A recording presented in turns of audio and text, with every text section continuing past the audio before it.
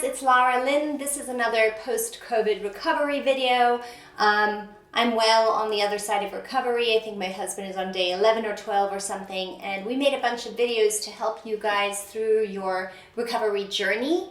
So if you're really early days in recovery, please go ahead and check out the channel. There's a couple of resources there for when you're still feeling really fatigued and maybe not really ready to get up and be out and about. But for this video, I'm filming from my office. By the end of this series, you guys are going to have seen my whole house. But the reason why I decided to film from my office today is, well, because I have to get back to work like everybody else. And so I thought I would share with you a couple of tools that you can use in everyday life, at your office, at your desk, that can help to inject a little bit of movement into your daily life. It's going to help you also a bit with the brain fog. It's been real. It's so hard to focus. It feels like our capacity for tasks that require real mental concentration is a little bit diminished. And so sometimes just having a little bit of movement or taking little breaks to just get up from your desk and move around a little bit can help us to just get back into the game and focus again. So starting with something that's really natural and instinctive to most of us is a nice spinal extension over the chair. So depending on obviously the shape of your chair, this one is quite nice for me. I find that my middle back is really where I tend to be the tightest. So I'm going to gently recline over the chair and use my hands behind my head to support my neck, and then really, really slowly start to recline over the chair. See how it feels. I'm keeping a little bit of activation of my abdominal muscles, so I'm not just flopping over and get a couple of little nice clicks there.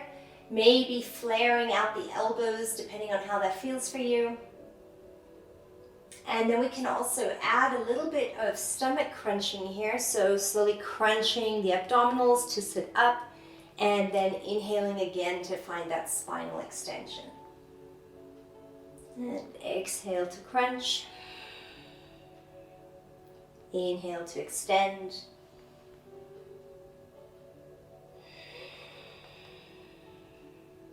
I'm a real fan of using breath work with movement, obviously from a yoga background, but I incorporate this into many things I do, including acrobatics and Thai massage. It's just so much more a smarter way to work. Nice. Maybe for this last one, we'll hang out a little bit, really finding some space in the spine, countering that little hunched back that we have a lot when we're sitting for hours and hours a day. And slowly coming back up. That feels good. So the next one is also something that I think most people do quite instinctively without noticing, and that's spinal twisting. So in the chair, you can also cross your legs, and then you can use your top knee to assist your twist, maybe just using the opposite arm on the knee, and then possibly your chair, using a nice inhale to find lift in the spine, and then exhale to twist. These always feel so nice. Sometimes inhaling and giving yourself a little bit of release is nice, and then exhaling to go a little deeper. Then let's hold here for a couple of breaths. And let's add something that's very overlooked, and that's optical exercises. So I won't get into the nuts and bolts of it, but we'll just give you a small thing to do. As you're twisting here, imagine that you're completing the twist with the eyes. So the eyes go into the right corner of the socket. And then we'll do a couple of clockwise circles. You won't have to do too many until you feel the eyes get tired. And then just close the eyes, relax. Release the head back to center. Release the body back to center. Of course, we're going to do the other side. So now I'm crossing my left knee to the top, using my right arm, and then maybe my left hand on the chair, and then gently twisting, inhaling, releasing a bit, and then exhaling, twisting deeper. Eyes complete the twist into the left corner of the socket, and then doing a couple of circles, then relaxing the eyes. Relax the head back to center and release the body. After we've been twisting, it's really nice to kind of reset the spine again. So we'll fold forward in our chair, really rounding the back. And of course, if that feels good or you want a little more, you can even try lifting your butt up and getting a little bit of a hamstring stretch. So we're going to move on to something just using the desk. So I'm just going to take the chair out of the way. Using the desk basically for a little bit of balance support. You could either use both hands or just one hand on the desk just to assist with balance as we do these little heel lifts. So lifting up onto the toes and then lowering back down. This is something I even do in the bank when I'm waiting. It helps me to not push weight into one hip or to, just get on my cell phone.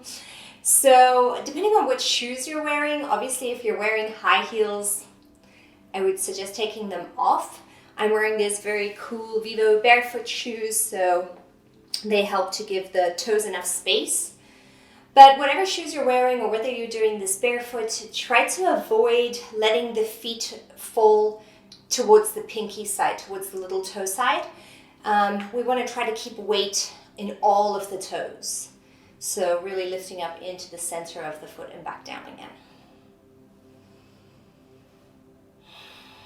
You can, of course, do quick raises. You could do some slow reps. That's really nice.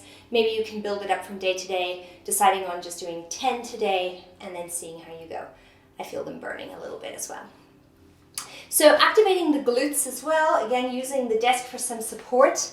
So I really like activating the glutes after many hours of sitting because, well, of course you're sitting on these muscles, so it's like they're being permanently massaged and they're really, really switched off.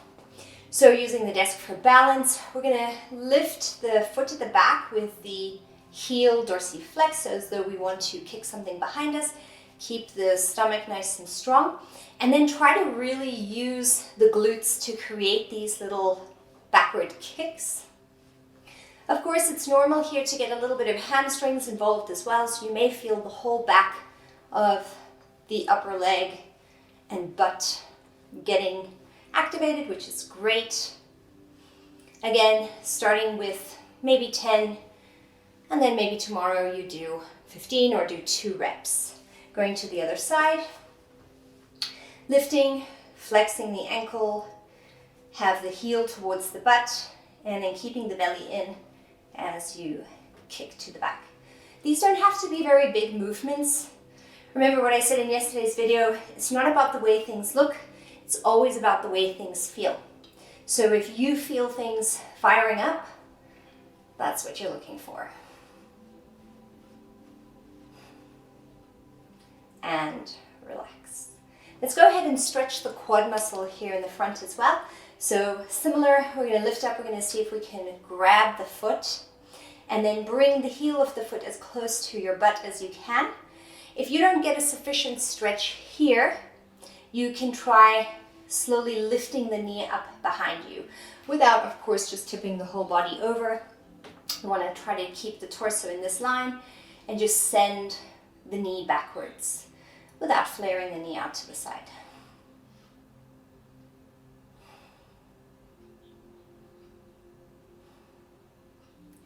Gently release. Over to the other side, same thing. Keeping the knees together and then sending the left knee backwards and stretching the chest upward.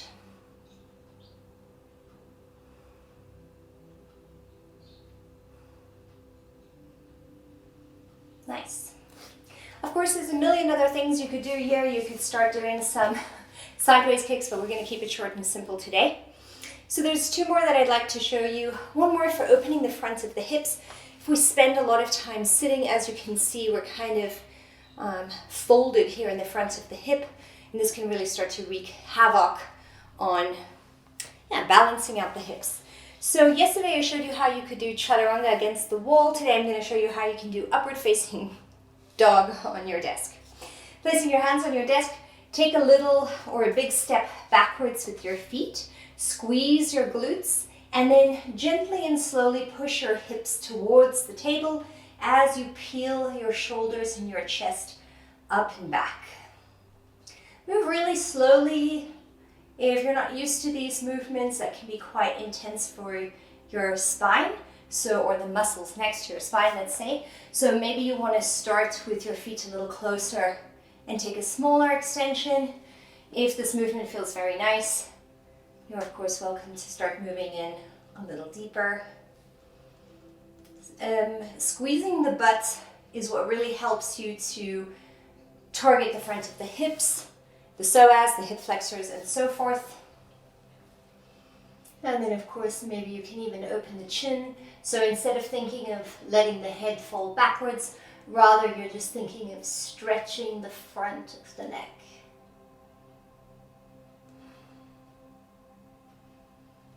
And release. Okay, last one. So turning with your back towards your desk, placing your hands or the heel of your hands onto your desk. Try to have your hands a little closer together so they're not out to the side, but of course accommodate your shoulders if they're feeling tight.